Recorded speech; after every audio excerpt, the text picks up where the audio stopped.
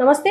ప్రస్తుతం మనతో పాటు సీనియర్ జర్నలిస్ట్ జగదేవ్ ఉన్నారు. ఆయనతో మాట్లాడదాం. నమస్తే సార్. నమస్తే సార్, షర్మిల మాట్లాడుతూ ఒక మాట అన్నారు, ఏపీ అంటే ఎందుకు కేంద్రానికి నిర్లక్ష్యం అని చెప్పేసి అంటున్నారు. కానీ ఇక్కడ చూస్తుంటే బడ్జెట్లో కానీ ఏ విషయంలో కానీ కేంద్రం ఏపీని నిర్లక్ష్యం చేసినట్టు ఎక్కడ కనిపించలేదు. మీరేమంటారు సార్? కనిపించలేదు మీరు అంటున్నారు. ఇక్కడ కూడా రెండు వెర్షన్లు ఉన్నాయని నేను అంటున్నాను. ఒకటి నిర్లక్ష్యమే. ఇప్పుడు గతంలో ఇవ్వాల్సినవి ఏదైతే విభజన తర్వాత విభజిత ఆంధ్రప్రదేశ్లో ఏదైతే అనుకున్నారో అప్పుడు ఎన్డీఏలో కూడా బాబు గారు ఉన్నారు కాబట్టి ఇవ్వాల్సినవి ఇప్పుడు ఇచ్చారని నేను అంటున్నాను. కొంతమంది అంటున్నారు నాలాంటి వాళ్ళు. ఇప్పుడు బడ్జెట్ పరంగా అనౌన్స్ చేసేసరికి ఏపీకి ఇచ్చేశారు, తెలంగాణకి ఇవ్వలేదని కొంతమంది అంటున్నారు. అసలు ఆంధ్రప్రదేశ్కి అన్యాయం జరిగిందే కాంగ్రెస్ వల్ల కదా, అవునా? అంతే, ఓపెన్ సీక్రెట్ అది. ఎందుకంటే విభజన అయిపోయే ముందు సోనియమ్మ కానీ రాహుల్ గాంధీ గారు కానీ మీకెందుకు మేము ఉన్నాం, మేము చూసుకుంటాం, డివైడ్ అయిపోయినా ఆంధ్రప్రదేశ్కి ఏం తక్కువ ఉండదు అన్నట్టుగా, అంటే వీళ్ళే లైఫ్ లాంగ్ రాజుల్లో పరిపాలించేస్తాం అనుకున్నారో ఏంటో. 2014 ముందు స్టేట్మెంట్లు ఇవన్నీ. 14లో మొత్తానికి ఫిబ్రవరిలోనో మార్చిలోనో అనౌన్స్ చేశారు. దాన్ని వీళ్ళు జూన్ 2గా ప్రకటించుకున్నారు. మొత్తానికి అయ్యింది. తెలంగాణ ఆంధ్ర విడిపోయాయి. తెలంగాణ అన్ని వడ్డించిన విస్తరి, ఎస్టాబ్లిష్డ్ క్యాపిటల్ అన్ని ఉమ్మడి రాజధాని తర్వాత అన్నారు, కానీ ముందు హైదరాబాద్ అంతా అయింది. సో 29వ రాష్ట్రం తెలంగాణ, కానీ నా దృష్టిలో 29వ రాష్ట్రం ఆంధ్రప్రదేశ్ కదా. ఒక క్యాపిటల్ లేదు, ఒక సెక్రటేరియట్ లేదు, ఏమీ లేదు. అయితే దానికి 2014 తర్వాత కాంగ్రెస్ ఇంటికి వెళ్ళిపోయింది. ఎంత ఘోర పరాభవం చూసాం. ఆంధ్రాలో అయితే ఒక్క సీటు కూడా గెలుచుకోలేదు.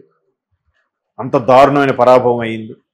మరి అప్పుడు కాంగ్రెస్ ముందే వీళ్ళకి తెలంగాణ ప్రకటిస్తున్నాం, ఆంధ్రప్రదేశ్కి ఇంత స్పెషల్ ప్యాకేజ్ ఇస్తున్నామని చెప్పి అప్పుడే గవర్నమెంట్ ఇవ్వచ్చుగా, కేంద్రం కేబినెట్ తీర్మానం చేయొచ్చుగా కాంగ్రెస్ గవర్నమెంట్ ఉన్నప్పుడే.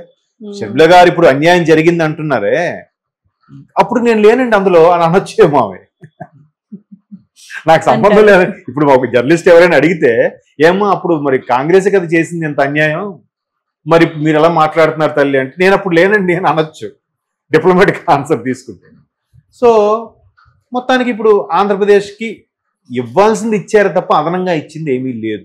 అది కూడా కూటమిలో పవర్ఫుల్గా ఉన్నారు కాబట్టి నితీష్ కుమార్ గారు కానీ బాబు గారు కానీ. సరే ఇప్పుడు అదేనే ఇచ్చారు, సంతోషం.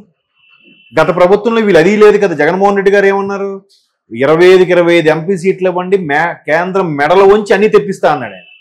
ఏం తెప్పించారో మరి. ఈ మెడలు వంచడం ఏం మెడలు వంచడమో అడిగింది లేదు.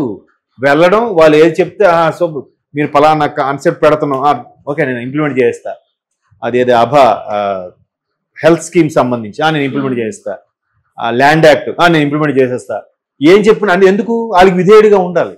ఎందుకు ఈయనకి కేసులు గీసులు ఇవన్నీ ఉన్నాయని భయమో, లేదంటే ప్రభుత్వం ఏమైనా ఇబ్బంది కలుగుతున్న అభద్రతా భావము, రకరకాల రీజన్స్ మేబీ. అంటే చాలా మంది అభిప్రాయం ఇది నేను చెప్పాను. సరే బీజేపీ 14 నుంచి వచ్చింది కదా అంటే బాబు గారు చూశారు ఎంత కొంత ప్యాకేజ్ తెచ్చుకున్నారు. ఆ సమయంలో జగన్మోహన్ రెడ్డి గారు విపరీతంగా ఊదరగొట్టి రెచ్చగొట్టేశాడు. ఆయన మేమైతే ఇలా చేసేవాళ్ళం, మేమైతే అలా చేసాం, బాబు ఏం చేయట్లేదు. మరోవైపు తండ్రి లేనివాడు, ఒక్కసారి ఛాన్స్ ఇవ్వి చూడండి అంటే ఏదో పేదవాడు అనాథ అన్నట్టుగా మాట్లాడారు చాలా మంది. ఇచ్చి ఛాన్స్ ఇచ్చారు 19లో, చూసాంగా, అందరూ చూశారు. సో అట్లాగా అయిపోయిన పరిస్థితిని మళ్ళీ ఒక తాటిని పెట్టాలి.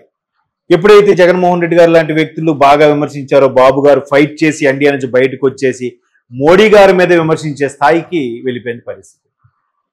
ఇంకా వాళ్ళు ధృతరాష్ట్రుడు కౌగిల్లాగా బయటకు నవ్వుతూ ఉన్నారు కానీ ఏమీ చేయలేని పరిస్థితి. అందుకేం చేశారు, ఏమీ ఇవ్వలే, ఎక్కడికక్కడ నొక్కేశారు. ఈవెన్ టీటీడీ లాంటి దేవాలయాలపైన అన్యాయం జరుగుతున్నా కూడా బీజేపీ ఎక్కడ స్పందించలే. ఒకటి రాష్ట్రం మీద చిన్నచూప, రెండోది జగన్మోహన్ రెడ్డి గారి యొక్క రాజ్యసభ సభ్యులు ఎవరైతే ఉన్నారో పెద్దల సభలో సభ్యులు, వాళ్ళ దన్ను కోసమో మొత్తానికి బీజేపీ ఏం మాట్లాడలేదు. సో ఇప్పుడు మూడోసారి ప్రభుత్వం ఎన్డీఏ 3.0 స్టార్ట్ అయింది కాబట్టి మూడోసారి గవర్నమెంట్ ఫామ్ చేయాలంటే బాబు గారు లాంటి పవర్ఫుల్ లీడర్ ఉండాలి. బాబు గారి పార్టీ లాంటి పార్టీ ఉండాలి అని పవన్ కళ్యాణ్ గారు చెప్పారో, లేదంటే వాళ్ళకే ఇంటెలిజెన్స్ రిపోర్ట్ వల్ల అర్థమైందో, మొత్తానికి బంధం గట్టిగా ఏర్పడింది. ఈరోజు ఎన్డీఏ కూటమి సెంట్రల్లోను స్టేట్లోనూ ఏర్పడ్డాయి. సో ఇప్పుడు తప్పదు, ఎవరేమనుకున్నా బీహార్కి ఆంధ్రప్రదేశ్కి ప్రకటించినట్టు క్లియర్గా కనబడుతుంది. అక్కడ మరి వాళ్ళకి మిగతా రాష్ట్రాల్లో ఈ మధ్యకాలంలో కొన్ని దగ్గర ఓటమి అయినా కూడా వాళ్ళు బహిర్గతంగా ప్రకటించగలిగారంటే ఎంతో కొంత మనకు ఫేవర్ చేసినట్టేగా. అలా కాకుండా మళ్ళీ అమ్మో మిగతా రాష్ట్రాల్లో బీజేపీ దెబ్బతింటాదా అనే ఉద్దేశం మళ్ళీ వాళ్ళకు ఉంటే, లేదా మళ్ళీ పాత బంధాలోనే వాళ్ళు వెళ్తే మనకు ప్రకటించారు కదా. సో మనకి ఇన్ ద సెన్స్ ఆంధ్రప్రదేశ్కి, సో ఆంధ్రప్రదేశ్ ప్రకటించారు, బీహార్కి ప్రకటించారు. At the same time Telugu రాష్ట్రాల్లో తెలంగాణకు ప్రకటించారు. రేవంత్ రెడ్డి గారు ఏమంటున్నారు, మాకు అన్యాయం జరిగింది, మేము ఎంత ముఖ్యమంత్రి ప్రధానమంత్రి గారిని వెళ్ళి కలిశాను, కేంద్ర మంత్రులను కలిశాను, ఆయన రాష్ట్రానికి వచ్చినప్పుడు అంత మర్యాదగా ఆయనకి మర్యాదపూర్వకం కలుసుకోండి, మరి అప్పుడు కూడా చెప్పాను, అయినా ఇవ్వట్లేదు. ఇప్పుడు ప్రతిపక్షాలు కూడా ఏకమే మాకు పోటీకి రావాలి, రాష్ట్ర బీజేపీతో పాటు బీఆర్ఎస్ కూడా రావాలి, బీఆర్ఎస్ రావట్లేదు, బీఆర్ఎస్ వాళ్ళతో పొత్తు పెట్టుకుందని ఇదే ఛాన్స్గా రేవంత్ రెడ్డి ఒక బాణానికి 2 పెట్టలు వదులుతున్నాడు. ఆయన ఒకటి కేంద్రం అన్యాయం చేసిందని బీజేపీ మీద, రెండోది బీజేపీ మీద వీళ్ళు ఇప్పటికీ గొంతెత్తి మాట్లాడలేదంటే బీఆర్ఎస్ లోపాయకార ఒప్పందం అయిపోయిందని ఇలా చూసారు రేవంత్ రెడ్డి. అది రాజకీయం అంటే, అవి తెలివితేటలేదు. బట్ హైదరాబాదు ఆల్రెడీ బాగా ముందుగా ఉందని నా అభిప్రాయం. అంటే మిగులు బడ్జెట్తో ఉన్న రాష్ట్రం అని అనుకునేవారు, తర్వాత లోడ్ బడ్జెట్ కూడా అయింది అంటున్నారు, వేరే విషయం. అవి అలా అంటే మళ్ళీ వేరేలాగా వెళ్ళిపోతుంది. సో అటువంటి ఎస్టాబ్లిష్డ్ స్టేట్కి ఇంకా అంతగా మిగతా రాష్ట్రాలు కూడా ఇవ్వలేదుగా. బీజేపీ పరిపాలిత ప్రాంతాలకు కూడా వాళ్ళే సరిగ్గా ప్రకటించినట్టు లేదు. చూద్దాం మళ్ళీ నెక్స్ట్ ఫిబ్రవరిలోనో నెక్స్ట్ బడ్జెట్కి అప్పుడు కావాలంటే మళ్ళీ ఏమైనా ప్రకటిస్తారో లేదో చూడాలి. ప్రస్తుతానికైతే చంద్రబాబు నాయుడు గారు కూటమిలో ఏదైతే ఒప్పందాలతో ఈసారి ఒప్పందం చేసుకున్నారో అవి కొంచెం సఫలీకృతం అవుతున్నట్టుగా ఉన్నాయి. మనకు రావాల్సి మనకి ఇచ్చినా కూడా గొప్ప విషయమే కదా ఇవాళ రోజుల్లో, ఉన్నా కదా. ప్రభుత్వంగా తీస్తామన్నా 5,000 పోస్టులు ఏమన్నాయో తీస్తే హ్యాపీ కదా, 5,000 మంది సెటిల్ అవుతారు కదా.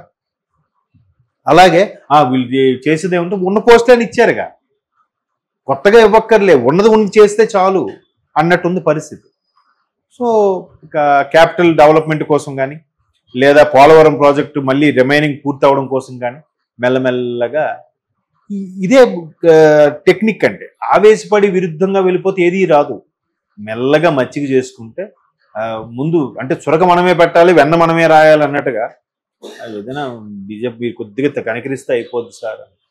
ఇప్పుడు రేవంత్ రెడ్డి గారు కూడా తెలంగాణ ప్రభుత్వం ఏర్పడిన వెంటనే అమిత్ షా గారిని కలిసి, సార్ నాకు ఒక 15 మంది ఐఏఎస్లు 15 మంది ఐపీఎస్లు కొత్త వాళ్ళు బ్యాచ్ రిలీవ్ అయిన ఫ్రెష్గా నికాస్ అయిన ఆఫీసర్స్ నాకు కావాలంటే వెంటనే ఆయన శాంక్షన్ చేశారు. మరి అక్కడ మరి బీజేపీ ప్రభుత్వం కదా, కాంగ్రెస్ వాళ్ళకి మేమెందుకు ఇవ్వాలనుకుంటున్నాం, ఆ మాట రేవంత్ రెడ్డి గారే చెప్పారు ఒక ఇంటర్వ్యూలో, ముఖ్యమంత్రి గారే. కాబట్టి ఒక్కొక్కసారి ఒక్కొక్క నాయకుడు అనేవాడు అందరికీ ఒకేలా న్యాయం చేయలేడు, అందరి మన్ననలు పొందలేడు, ఒక్కొక్కరికి ఒక్కోలా అవుతుంది. చూద్దాం మళ్ళీ ఇట్లాగా బడ్జెట్లో కూడా ఇలాగ కేటాయింపులు వస్తే అప్పుడు ఆంధ్రప్రదేశ్కి ఫేవర్గా చేశారు, తెలంగాణకి చేయలేదు అనుకోవడానికి. చూద్దాం. ఇప్పుడు స్టార్టింగ్ ఇబ్బందులు ఉంది కదా ఆంధ్రప్రదేశ్, అందరికీ తెలిసిందే కదా. గత ప్రభుత్వం ఎంత బాగా చేసిందో చూసాం.